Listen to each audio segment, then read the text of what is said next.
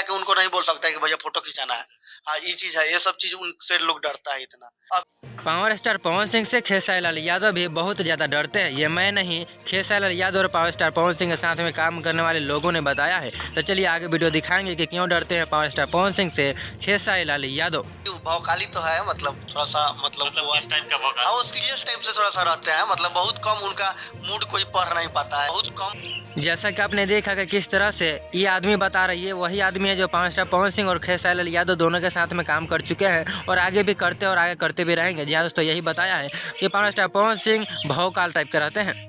वो खाली ताक देते हैं ना ऐसे करके, आदमी शांत एकदम। जैसा कि आपने देखा कि किस तरह से पवन सिंह के साथ में काम करने वाले लोगों ने बताया है कि power star Pawan Singh only ताक देते हैं, यानी कि सिर्फ ताक देते हैं, वहीं से वहाँ का माहौल एकदम शांत हो जाता है और सभी डरने लगते हैं। अखिलेश कश्यप जो उनके राइटर हैं, तो मेरे वीडियो बहुत देखते थे, तो उनको अच्छा लगता था, तो वही बोलते थे बहुत अच्छा बाबू करेला, भतीजा तार माइयो जिंदाबाद, तार मौसी जिंदाबाद, जौन भाई हमारे कॉमेडी में से वो गाना लिखले बारन।